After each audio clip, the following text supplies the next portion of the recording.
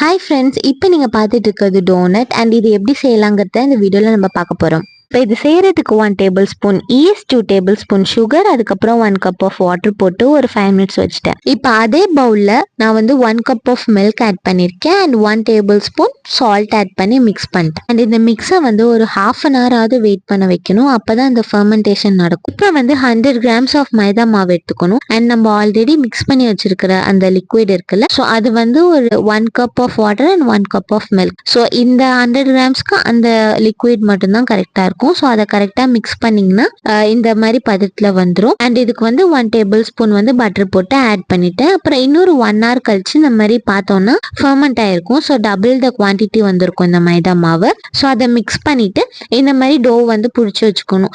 So இந்த மெத்தடில் வந்து என் ஹஸ்பண்ட் பண்ணி கொடுத்தாரு எனக்கு. நீங்கள் கட் பண்ணி அதை ரவுண்ட் பண்ணி வச்சுக்கலாம்.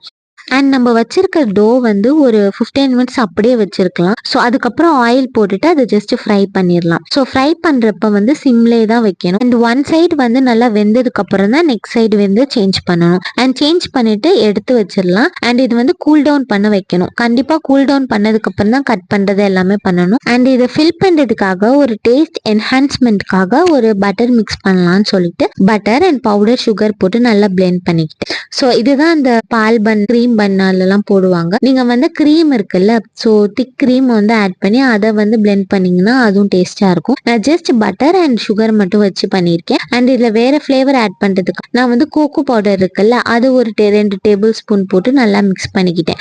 ஸோ இது சாக்லேட் மிக்ஸ் மாதிரி இருக்கும். அண்ட் இதை வந்து அதிலே வந்து கட் பண்ணிட்டு பேஸ்ட் பண்ணிட்டேன்.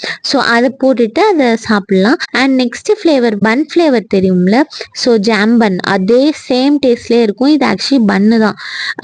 ஃபாரின்லலாம் வந்து டோனட்னு சொல்லி விற்பாங்க. ஸோ அது வந்து பேக் பண்ணுவாங்க, சில பேர் ஃப்ரையும் பண்ணுவாங்க. இந்த ஃப்ரை பண்ணாலுமே சேம் அதே பன் மாதிரி தான் வந்திருக்கு. ஸோ ஒரு சைடு வந்து ஜாம் அண்ட் இன்னொரு சைடு வந்து பட்டர் ஆட் பண்ணிட்டு கொஞ்சம் லைட்டாக பவுடர் ஸ்ப்ரிங்கிள் பண்ணிட்டு ஒவ்வொரு ஃப்ளேவரில் வந்ததை வந்து மேலே டாப்பிங் மாதிரி வச்சுட்டேன். அண்ட் இதை கட் பண்ணுறப்ப இவ்வளோ டேஸ்ட்டாக இருக்குது பாருங்க. பார்க்குற போது அவ்வளோ டெம்ப்ட் ஆகும்.